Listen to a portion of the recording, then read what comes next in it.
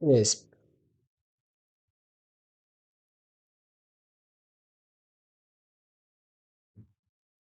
Hi everyone, good evening. It's just Damian here. You may be wondering what I've just done there. Um, it's a year. It's a year today since I started dressing properly and wearing ladies' clothes and that properly. At least once a week for about a year. And I don't have ladies' clothes and that on now because I had a couple of appointments today. But yes, on Monday that goal was achieved. And I can say officially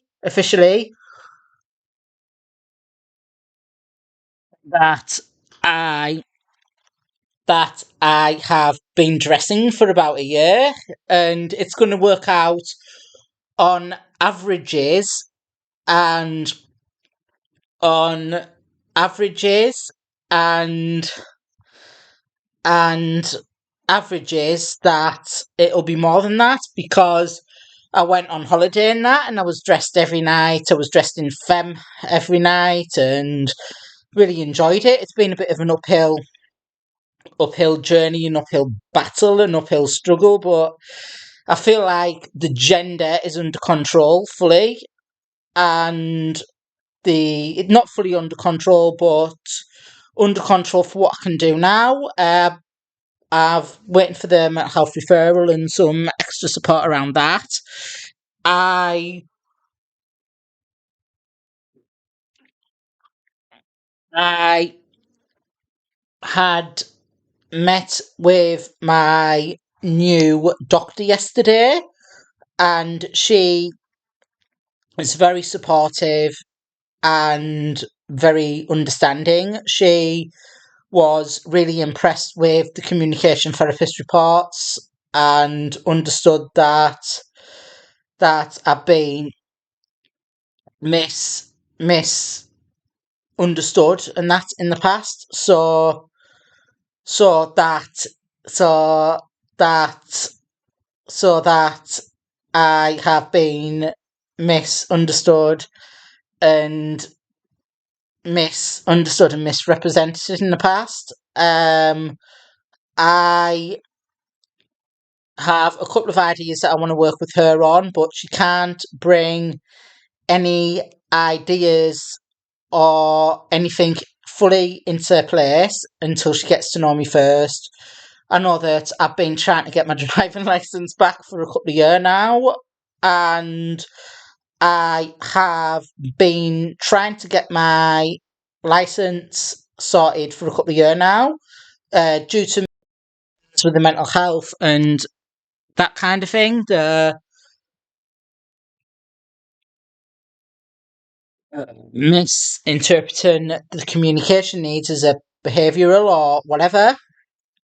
So I am being a little bit more cautious of who I need to contact when I'm upset or when I get anxiety attacks or whatever. But yeah, I bought a new dress last night from Asda. It's a warmer one for the winter, and they don't let you try on in Asda. In the past, I've been able to buy. In the past, I've been able to buy and then try on the toilets and then take the one back that I don't want. But they won't let me do that now. But I live less than 5 minutes walk away, depending on traffic. Sometimes it's far over 5 minutes if the lights don't change. for crossing the road. But yeah, the dressing up to now, I'm enjoying it, and I am enjoying it, and I am just enjoying it and getting my life back on track and trying to get things sorted in other areas and trying to get the evidence that I can for different people and that kind of thing. The doctor doesn't have the full evidence yet, the full plans, the full working on things. So I I have been told to make an appointment for the new year for after Christmas. However, I can't really do anything yet until at least the 16th because I need to be able to contact them. I need to be able to contact them and get some appointments and that. I and get the appointment then because it's the way that they do it. I I'm still struggling a bit to get some extra support around other areas and that, and I've had a bit of a setback today with the crisis with the mental health services and that again. Uh, just that I just that just that they promise you things and then it's like they promise you things and they promise you things and it makes it look like the working with the crisis team to try to get me arrested or working with different organisations to get me arrested. Basically, about September time, I might have made this on a video, but about September time, 2 months today, I was getting anxiety attacks, and that related to intrusive thoughts about someone. And I am told to talk about it. Problem shared is problem halved. My familiar faces report and other reports say that when I'm distressed or whatever, I need to ring. I need to ring the crisis team when I'm upset and that kind of thing. Um, I did at the time. I did at the time. The issue is, and it's not at the time, then it's all the time at the moment. I do ring the crisis team and they're telling me it's a police matter. It's a police matter. It's this, this, and this. It's a police matter. It's this, this, and this. However, the police were saying it's a crisis matter or whatever. So the night that happened about 2 months ago, I'd rang the crisis team. They told me it was a police matter. And I panicked and rang the police. And it's like, do you know what the line is there for and that? And I'm like, emergencies. And I'm like, at the time, it was an emergency for me because if I hadn't talked about it properly or talked about the incident properly or had someone to talk to, I was very close. I haven't done it. I haven't done it. I was very close of implementing uh, coping strategies that would have normally admitted me into a hospital for getting treatment, say. So yeah, I didn't want to do that, and I didn't want to be getting rushed to hospital and that again. So a bit of a misinterpretation and that kind of thing. And I I get told by the crisis team it's a police matter, and then it's like it's a police matter. It's not a mental health matter. People are now implying that because I've got capacity, then it should be the police dealing with it, and and that kind of thing. So I was in the process after that later this year, or earlier this year. Sorry, later from the arrest, that I was getting appointments and that with the mental health teams and that again. But it just seems like I'm going around this vicious circle because one of the guys that had interviewed, one of the guys that I interviewed had guys that had interviewed me for the mental health or had implied that that I that there's no plans that state that I need to ring whatever person when I'm upset or whatever. But after the after the police arrest, my advocate had contacted the police, and the advocate contacted the police or someone else. Yeah, the advocate contacted the police first to say that to ask what was going on and that kind of thing, basically, because my safe my safety plans, my familiar faces plans were different. My safety plans and my familiar faces plans were different to my were different to what restrictions the police had put in place. So, a mental health nurse from site liaison at James Cook South Tees had contacted uh,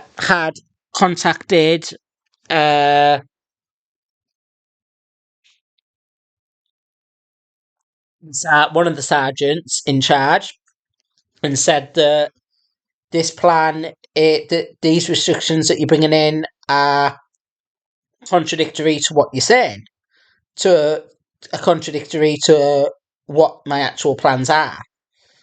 So it's like contradictory to what the plans are, and contradictory to what the plans are to what the plans and that are. So they've not heard anything back.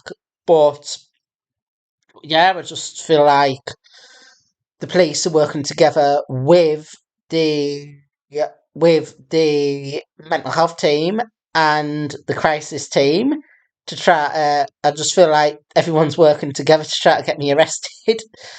But yeah, when I was under interview, they wanted me to listen to the voice calls and everything to the police service. They wanted me to listen to the voice calls and that I'd made and were recording that, and it was getting really that for me. And they wanted to know why, if I thought it was an emergency or whatever, why was I hanging up all the time and that. And I'm like, yeah, it was like, yeah, I've had more past traumatic experiences around my mental health with men than with women, and I am really not comfortable talking to the mental health side with men. And when I hear a male's voice, it makes things more worse for me, and that kind of thing with my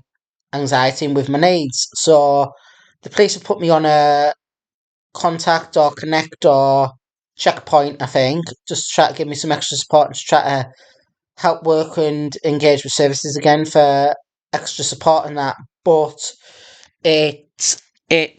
but when I'm getting arrested,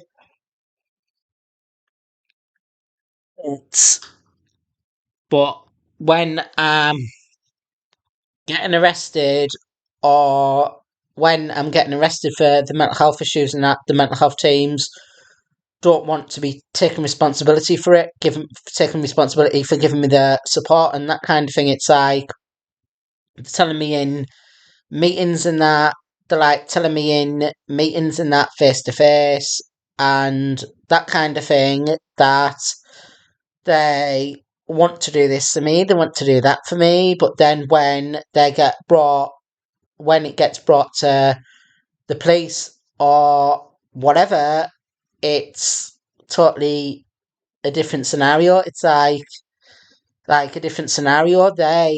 Don't they don't work with people. They don't want to know. Basically, they're saying I've got capacity. They've not told me to contact these organisations. They've not told me to contact that organisation. And I'm like, put my hands up. I put my hands up. Some of the organisations that I'm contacting aren't within the safety plan or whatever. The familiar faces plan does state that when I'm upset or when I'm distressed to contact the crisis team. However, the crisis team then refer me back to the police, and then the crisis team then refer me back to the police, and then the police refer me back to the crisis team, and then have tried other avenues and other ways of trying to explore getting support and that are different as a last means of a resort. I always ring the mental health team and that kind of thing, but the issue is that they don't want to know, and because they seem to think that I've actually got capacity in that when they have never met me before when I'm upset or distressed. It's it's just a different situation.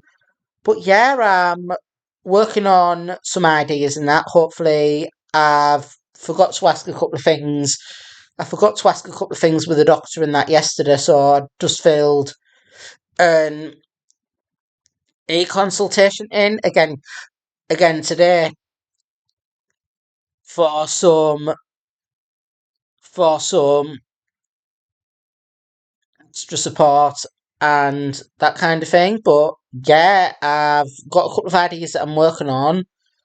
I've got a couple of things that I want to bring in. I've got a few people that I need to work with. I've got a few ideas that I want to try. But yeah, it's about looking forward into the new year and that kind of thing. I have not had any misinterpretation with the mental health or intrusive thoughts since 2 months ago today. So yeah, things are gradually things are gradually uh things gradually sliding back into place, but it's just about having the understanding of of the doctor now. I feel that I now have a doctor in my local area, in my local town, that understands me, that wants to work with me for me, and nothing else. Even this is the first time that I felt like this for a very long time with the doctor. So yeah, it's like when I'd started working with I'd had more than one doctor in the town. My first doctor's surgery discharged me in 2022. Uh, discharged me in 2022 because of the fact that people were getting upset or getting upset with what I was disclosing about mental health. So my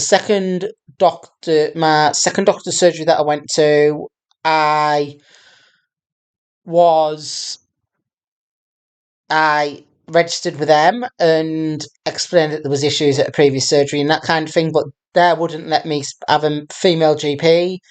They wouldn't allow me to see female nurses and that on their own and that kind of thing, so they had to be accompanied. Um, but yeah, they said it's because of past behaviours at a previous doctor's surgery and that, and I'm like, at the time, it was like, at the time, at the time, at the time, um, the restrictions that they wanted to put in place wouldn't have stopped or prevented what happened at the previous surgery happening again. Because when you ring the doctor's surgery, you go through the admin, they ask what's going on, and that they ask what's going on, and they ask what's going on, they do this, they do that. So 99.9% of the time, when you ring a doctor's surgery or a medical professional, the admin staff are female, so that wouldn't resolve them issues and that kind of thing. So there was a few misinterpretations with them where they had where they had um where I'd went to a meeting and that, and they got really, they said that they felt threatened by me, the mental health service felt threatened by me, they thought I was still with the mental health service, because I don't know why, because even though I'd sent evidence to and